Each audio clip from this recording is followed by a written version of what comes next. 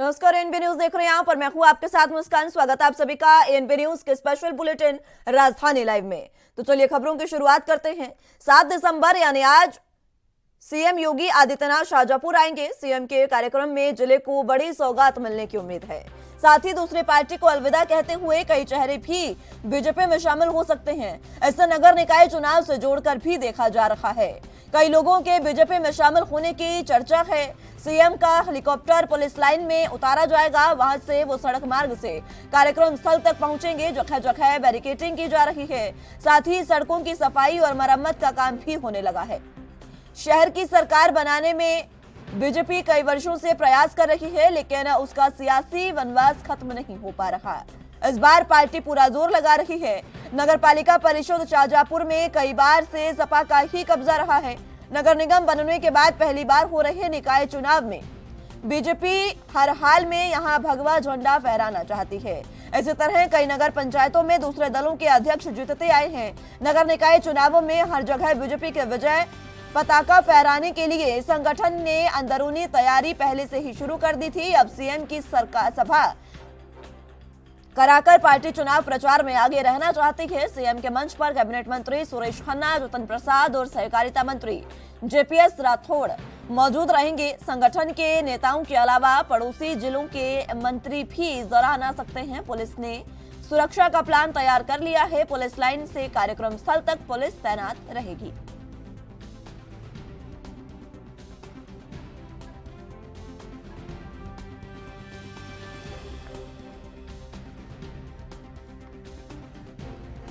तो उत्तर प्रदेश में नगर निकाय चुनावों को लेकर बीजेपी की तैयारियां पूर्ण रूप से जारी है। आपको बता दें कि आज सीएम योगी आदित्यनाथ शाजापुर के दौरे पर हैं।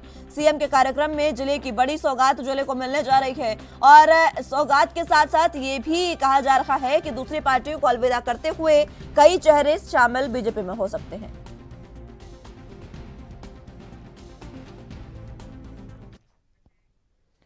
राज्य में खास करके ग्रामीण क्षेत्रों में औद्योगिक विकास का अधिक बढ़ावा देने और नौजवानों के लिए रोजगार पैदा करने के उद्देश्य से पंजाब के मुख्यमंत्री भगवंत मान ने राज्य भर से 20 समर्पित ग्रामीण औद्योगिक हब स्थापित करने का ऐलान किया है। औद्योगिक नीति के मसौदे के बारे में विचार जानने के लिए यहां पंजाब सिविल सचिवालय में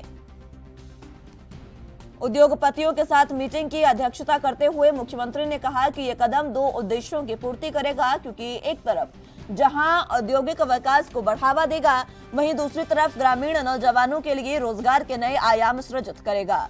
उन्होंने कहा कि यह हब उद्योगपतियों को अपने यूनिट स्थापित करने में सुविधा देने के लिए अत्याधुनिक बुनियादी ढांचे के साथ लैस होंगे। भगवंत मान ने इन औद्योगिक हबों में अपने यूनिट स्थापित करने के इच्छुक उद्योगपतियों को पूर्ण सहयोग और तालमेल का भरोसा दिलाया और कहा कि राज्य सरकार पंजाब में औद्योगिक विकास में तेजी लाने के लिए पूरी तरह वचनबद्ध है।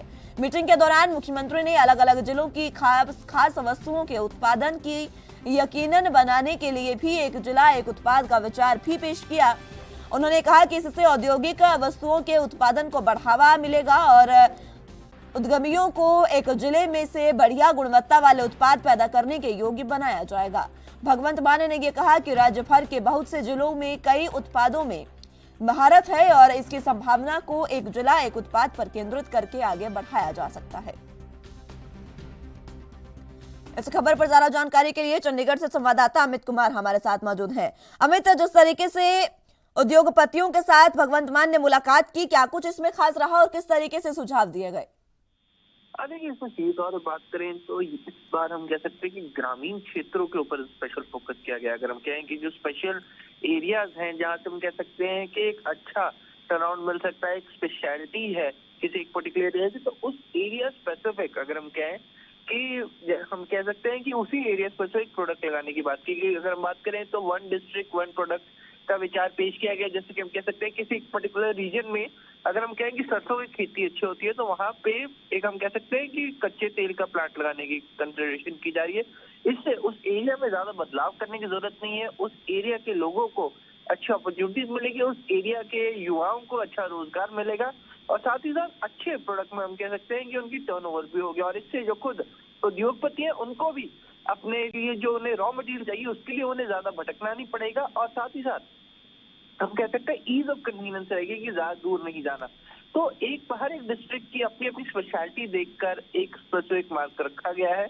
और हम कह सकते हैं कि पूरे राज्य में अगर हम कहें पूरे पंजाब में 20 ऐसे समर्पित ग्रामीण उद्योग केंद्र स्थापित करने की घोषणा की गई है। तो हम कह सकते हैं कि जो ग्रामीणों से जुड़े हुए सीधे उद्योग हैं वो लाए जाएंगे, और ऐसे 20 अगर हम कहें स्थापित हों, उसका काफी अच्छा फायदा हम कह सकते हैं पूरे पंजाब को देखने को मिलेगा। अब इसका असर काफी अच्छा होगा, पर सवाल ये कब तक शुरू हो पाएगा, क्योंकि मेन अगर हम कहेंगे देरी की ही बात यहाँ पे आती है कि आइडियाज एक्सेप्ट हो जाते हैं पर उनकी इम्प्लीमेंटेशन, जहाँ पे हम कह सकते हैं परमिशन देनी है, उसके बाद साइट सेटलमेंट होनी है, साइट के लिए जमीन अलॉट होनी है, उसके बाद जितना भी सारी प्रक्रिया सरकारी वो कहीं ना कहीं उसकी बाधा बनती है। तो उसके लिए भी एक बाकायदा एक सिंगल विंडो सिस्टम को भी हम कह सकते हैं कि निवेशकों के लिए मंजूरी की घोषणा कर दी गई कि मतलब अगर आपने कोई परमिशन लेनी है तो एक सिंगल विंडो, आपको अलग अलग डिपार्टमेंट में नहीं जाना, आपको अलग अलग जगह जाके नहीं भटकना, आप क्या एक सिंगल विंडो है, आपने वहीं पर जाना है और वहीं से ही आपको सारी की सारी परमिशन मिल जाएगी। जी अमित, एक विचार एक जना एक उत्पाद का भी था, उसको लेकर क्या कुछ जानकारी? जिस तरीके से विचार पेश किया गया है, क्या इसको बढ़ावा दिया जाएगा? और देखिए अगर हम कहें कि एक जिला एक उत्पाद, मतलब वो ये चीज है कि एक जो आप जिस एरिया की स्पेशलिटी है, अगर हम कहें कि हम कैसे किसी गांव में अगर हम कहें कि अच्छा कह सकते हैं कि वेजिटेबल्स अच्छे होते हैं, उस एरिया में हम कहेंगे वेजिटेबल्स की पैदावार ज्यादा अच्छा है, एक एरिया में चावल की पैदावार ज्यादा, तो जो इंडस्ट्रीज का सेटअप है वो उस हिसाब से हो कि उस एरिया सेंट्रिक हो।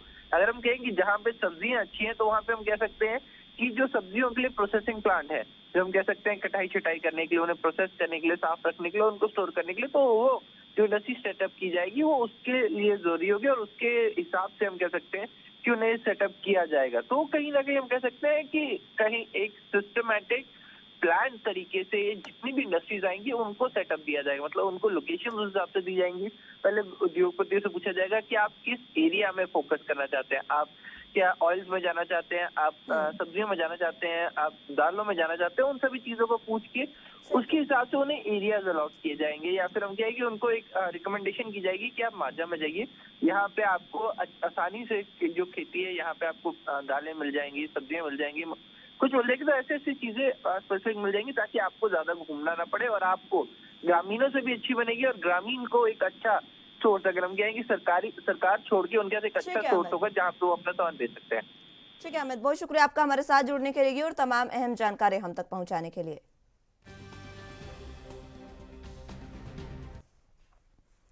हिमाचल प्रदेश विधानसभा चुनाव के नतीजे जारी होने से 2 दिन पहले कांग्रेस की राष्ट्रीय महासचिव प्रियंका गांधी शिमला पहुंच गई है। मंगलवार को प्रियंका शिमला से सटे छरावड़ा में स्थित अपने घर पर पहुंची। बताया जा रहा है कि पार्टी को बहुमत मिला तो प्रियंका मुख्यमंत्री पद के दावेदारों से मुलाकात कर सकती हैं।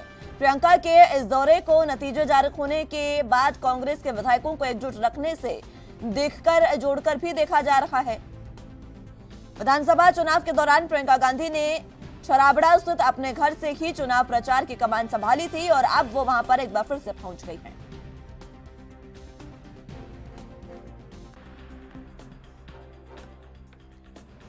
इस खबर पर ज्यादा जानकारी के लिए हिमाचल प्रदेश से ब्यूरो चीफ टीना ठाकुर हमारे साथ मौजूद हैं। टीना जी, प्रियंका गांधी एक बार फिर से पहुंच गई है अपने आवास पर छरावड़ा में और जिस तरीके से कमान यहां पर संभाली थी, नतीजों के लिए वो यहां पर पहुंची हैं, किस तरीके से देखा जा रहा है, क्योंकि कल ही यहाँ के नतीजे आने वाले हैं हिमाचल के? जी बिल्कुल, कल यहाँ पे नतीजे आ जाएंगे और उससे पहले प्रियंका गांधी यहाँ पे पहुंच चुकी हैं। उन्होंने ही यहाँ पे जो है प्रचार की कमान संभाली थी और काफी अहम भूमिका यहाँ पे चुनावों के दौरान निभाई थी। अभी प्रियंका गांधी हिमाचल शिमला पहुंच चुकी हैं, अपने छाबड़ा से घर पर है और सूत्र बताते हैं कि वो अभी लगातार संपर्क में है विभिन्न नेताओं से और चुनावी इसके प्रचार के दौरान भी उन्होंने जो फीडबैक लिया था, अभी कांग्रेस प्रत्याशियों के नाम जो अभी जो उम्मीदवार हैं, जो प्रत्याशी जीत कर आएंगे, उनके बारे में भी लगातार, क्योंकि बताया जा रहा है प्रियंका सभी से वाकिफ हैं, यहाँ की कमियों खूबियों से सभी कांग्रेस नेताओं की वो अच्छी तरह से वाकिफ हैं। तो यहाँ पे जब अगर कांग्रेस सत्ता में आती है, बहुमत मिलता है, तो ऐसे में किसको यहाँ पे कमान सौंपी जाए, इसके बारे में भी लगातार अभी से कांग्रेस मंथन कर रही है। काफी जो पहले से कांग्रेस के जो लोग हैं वो मंथन कर रहे हैं। तो ऐसे में पार्टी नेता बता रहे हैं कि प्रत्याशी के नाम तय करने में प्रियंका की अहम भूमिका रही है। तो ऐसे में मतगणना से पहले प्रियंका गांधी के दोबारा शिमला आने से कांग्रेस में जो है राजनीति भी गर्मा गई है और जो नेता है वो भी काफी सक्रिय हो गए हैं। जी टीना जी, हालांकि एग्जिट पोल के जो नतीजे सामने आए हैं उससे कांग्रेस के लिए अच्छी खबर नहीं है, लेकिन जिस तरीके से प्रियंका गांधी की तैयारियां हैं ये देखा जा रहा है कि कांग्रेस आश्वस्त है। किस तरीके से अभी की स्थितियां देख जा रही हैं? जी बिल्कुल, कांग्रेस काफी आश्वस्त नजर आ रही है क्योंकि उनका कहना है कि उन्होंने जो जनता की नब्ज है वो पकड़ी थी और जनता का उनको काफी समर्थन मिला है चुनावों के दौरान। तो कांग्रेस काफी आश्वस्त नजर आ रही है। उसको लेकर अपनी जो आने वाले जो मतगणना है उसको लेकर उनकी अभी से तैयारियां पूरी हो चुकी है। और यहाँ तक कि जो भावी विधायक जीत कर आने वाले हैं उनको जीत के बाद कहाँ लेके जाना है, क्योंकि भाजपा से वो थोड़ा सा आशंकित है, डरी हुई है कि भाजपा उनके साथ तोड़फोड़ कर सकती है, क्योंकि जिस तरह से एग्जिट पोल आ रहे हैं उसमें दोनों को कांटे की टक्कर में बताया जा रहा है। बिल्कुल 30-31 का मामला है, कई जगह 30-32 बताया जा रहा है। तो ऐसे में कांग्रेस इसको लेकर भी तैयार है अभी से कि अगर बहुत ज्यादा बहुमत नहीं मिलता है और बिल्कुल बहुमत बिल्कुल 35 की कगार पर या 35 या 37 सीटें कांग्रेस जीती है, तो ऐसे में अपने विधायकों को सुरक्षित रखा जाए, भाजपा की तरफ से भाजपा का सरकार बनाने के लिए तोड़फोड़ ना करे। तो ऐसे में इस रणनीति में भी अभी से कांग्रेस काम कर रही है। जी टीना जी, मुख्यमंत्री पद का चेहरा कांग्रेस की ओर से साफ नहीं किया गया है पूर्ण रूप से। क्या इसको लेकर भी बगावत कांग्रेस में देखी जा सकती है? क्योंकि आज के समय में कांग्रेस का अगर नाम आता है तो कांग्रेस से पहले बगावत का नाम आता है। जी बिल्कुल, आपने सही कहा। हालांकि कांग्रेस की ये पुरानी परंपरा रही है कि जब वो सत्ता में नहीं भी होती है या सत्ता में भी होती है तो लगातार उनके बीच मनमुटाव रहता है, गुटबाजी रहती है। हालांकि जब वो आपने देखा होगा कि जब चुनाव लड़ा तो बिल्कुल एकजुट होकर लड़ा। भाजपा से ज्यादा कांग्रेस एकजुट नजर आ रही थी अपने टिकट आवंटन के बाद। इसी तरह से अभी अगर हम 2012 में जब कांग्रेस सत्ता में आई थी तब की बात करें, तब भी एक तरह से सिर्फ टोवल की स्थिति हो गई थी कि किसको मुख्यमंत्री बनाया जाए, क्योंकि वीरभद्र तब केंद्र में थे, वो यहाँ पर आए और उन्होंने कमान संभाली थी प्रचार की। तो ऐसे में आप देखेंगे कि जब बहुमत मिलेगा तो एक तरह से यहाँ पर बगावत और आप बोलेंगे कि गुटबाजी, ये तमाम तरह की चीजें जो कांग्रेस है उनको देखने को मिलेगी। लेकिन माना यही जा रहा है कि कांग्रेस इन सबसे जो पार पाने के लिए या इन सब पे जो कंट्रोल करने के लिए अभी से उनके जो बड़े नेता है वो काम कर रहे हैं, चाहे वो राजीव शुक्ला हो, चाहे भूपेंद्र बघेल हो, अलग अलग जो नेता है वो काम कर रहे हैं। और अशोक गहलोत है, उनको भी यहाँ पे ड्यूटी दी गई है। तो ऐसे में माना यही जा रहा है कि मना लिया जाएगा, क्योंकि सत्ता में आना कांग्रेस का एकमात्र उद्देश्य है। और हिमाचल में अगर सत्ता में कांग्रेस आती है तो ये एक बड़ी जीत कांग्रेस की पूरे देश में मानी जाएगी। जी ठीक है टीना जी, बहुत शुक्रिया आपका हमारे साथ जुड़ने के लिए और तमाम अहम जानकारी हम तक पहुंचाने के लिए। उत्तराखंड की राजधानी देहरादून में भारत की राष्ट्रपति द्रौपदी मुर्मू का दौरा 8 और 9 दिसंबर को प्रस्तावित है। इसी कड़ी में एसपी ट्रैफिक अक्षय को ने बताया कि इसमें हमने 2 भागों में सुरक्षा और यातायात को बांटा है। इसमें तैयारियां जोरों पर चल रही हैं।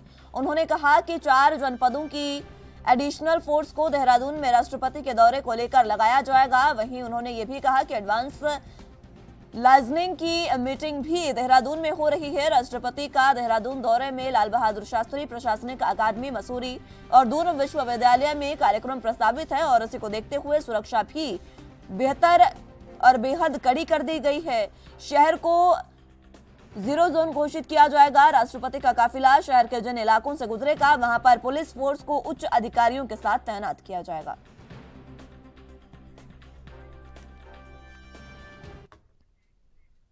बुलेटिन में फिलहाल वक्त एक छोटे से ब्रेक का है, फौरन हाजिर होंगे।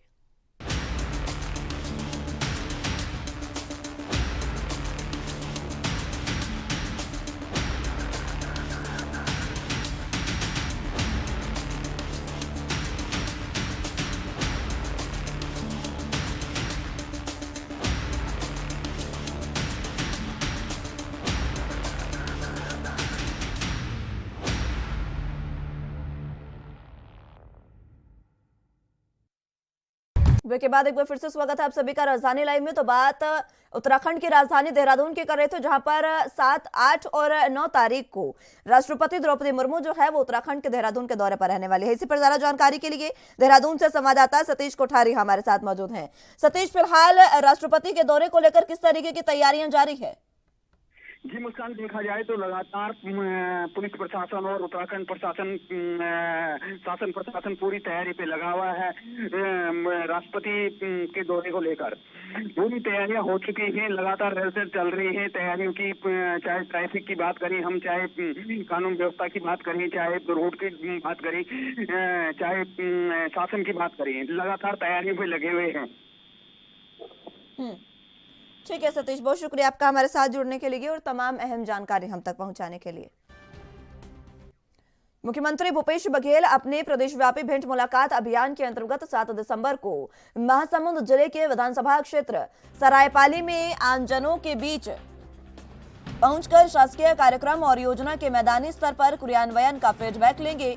निर्धारित कार्यक्रम के अनुसार मुख्यमंत्री 7 दिसंबर को ही सुबह 9 बजे गरियाबंद जिले में अधिकारियों के समीक्षा बैठक लेंगे। उसके बाद प्रेस कॉन्फ्रेंस को संबोधित करेंगे, साथ ही विभिन्न विकास कार्यों का भूमि पूजन और लोकार्पण करेंगे।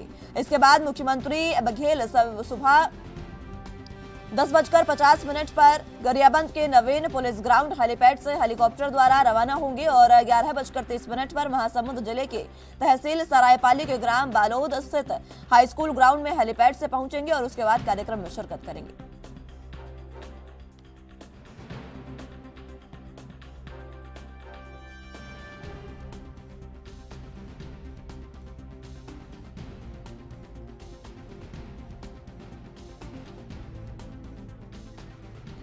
संवाददाता रायपुर से अखिलेश तिवारी हमारे साथ ज्यादा जानकारी के लिए मौजूद हैं। अखिलेश, फिलहाल जिस तरीके से भेंट मुलाकात कार्यक्रम आज भूपेश बघेल का है, क्या कुछ अहम जानकारी? देखिए, मुख्यमंत्री भूपेश बघेल लगातार दौरे कार्यक्रम है और भेंट मुलाकात के कार्यक्रम में सम्मिलित हो रहे हैं। इसी दौरान मुख्यमंत्री सरायपाली के बलौदा और ग्राम भगतपुर में आमजनों से आज भेंट मुलाकात करेंगे और योजनाओं की जो विभिन्न हकीकत है उसको उनसे रूबरू कराएंगे। इसके अलावा कौन कौन से ऐसे क्षेत्र हैं जहाँ मुख्यमंत्री भूपेश बघेल इन सभी कार्यों को लेकर के लगातार बैठक भी कर रहे हैं, समीक्षा बैठक भी किया जा रहा है। इसके अलावा एक बात तो स्पष्ट नजर आ रही है कि किस तरीके से योजना जो है चल रही है राज्य सरकार की, उसको धरातल में किस तरीके से उतारा जा रहा है और इस कार्य को लेकर के एक विभिन्न तौर तरीकों से कलेक्टर के माध्यम से, एसपी के माध्यम से तत्काल इस कार्यक्रम में जो आमजनों की जो समस्या है उसका तत्काल निराकरण कराया जा रहा है। अगर आज के कार्यक्रम की अगर बात की जाए तो विधानसभा क्षेत्र सरायपाली में आमजनों के साथ शासकीय कार्यक्रम और योजनाओं मैदानी स्तर पर जो क्रियान्वयन हुआ है उसमें फीडबैक भी लेंगे और निर्धारित समय अनुसार जो गरियाबंद जिले हैं अधिकारी हैं उनसे समीक्षा बैठक भी किया जाएगा। समीक्षा बैठक करने के पश्चात ही कई ऐसे कार्यक्रम हैं जिसमें बलौदा पहुंचेंगे मुख्यमंत्री बलौदा पहुंच करके भेंट मुलाकात के कार्यक्रम में सम्मिलित भी होंगे। सम्मिलित होने के पश्चात जो मुख्यमंत्री है वो सीधा रायपुर पहुंच जाएंगे और रायपुर के कई ऐसे क्षेत्र हैं जहां नए कार्यशैली को और 2023 की रणनीति को लेकर के वरिष्ठ कांग्रेस जनों की जो बैठक आयोजित की गई है उसमें भी सहभागिता मुख्यमंत्री लेंगे। जी ठीक है अखिलेश, बहुत शुक्रिया आपका हमारे साथ जुड़ने के लिए और तमाम अहम जानकारी हम तक पहुंचाने के लिए। कर्नाटक और महाराष्ट्र के बीच सीमा विवाद मंगलवार को हिंसक हो गया। कर्नाटक के बेलगाम में कन्नड़ समूह के कर्नाटक रक्षण वैदिक के मेंबर्स ने महाराष्ट्र के ट्रकों पर पथराव कर दिया। घटना बागड़ेवाड़ी टोल नाके के पास हुई। पुलिस ने पथराव कर रहे लोगों को हिरासत में ले लिया है। उधर घटना के विरोध में पूर्व सीएम उद्धव ठाकरे गुट के शिव सैनिकों ने पुणे में कर्नाटक की बसों पर जय महाराष्ट्र लिख दिया। साथ ही कहा कि हम संस्कारिक हैं इसलिए बसों को नुकसान नहीं पहुंचाएंगे। शिव सैनिकों ने महाराष्ट्र कर्नाटक सीमा से लगे चिक्कोडी से कर्नाटक में प्रवेश कर विरोध करने की कोशिश की तो उन्हें हिरासत में ले लिया गया। कोल्हापुर के शिवसेना प्रमुख विजय देवाने को हिरासत में लिया गया है। ये लोग कर्नाटक के सीएम और महाराष्ट्र के सीएम एकनाथ शिंदे का विरोध कर रहे थे। ट्रकों पर पथराव की घटना को लेकर महाराष्ट्र के डिप्टी सीएम देवेंद्र फडणवीस ने कर्नाटक के सीएम बसवराज बोम्मई से बातचीत कर नाराजगी भी जताई और आज देवेंद्र फडणवीस अमित शाह से बातचीत करेंगे।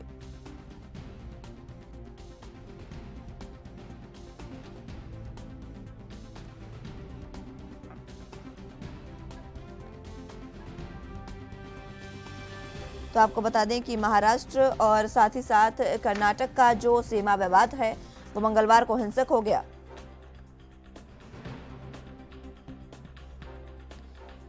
ये विवाद मंगलवार को हिंसक हो गया। कर्नाटक रक्षणा वेदिक के मेंबर्स ने महाराष्ट्र के ट्रकों पर पथराव कर दिया और इसके बाद महाराष्ट्र से शिव सैनिकों ने कर्नाटक जाकर वहां की बसों पर जय महाराष्ट्र लिख दिया और उन्होंने कहा कि हम संस्कारिक हैं, इसलिए बसों को नुकसान नहीं पहुंचाएंगे। इस तरीके से तमाम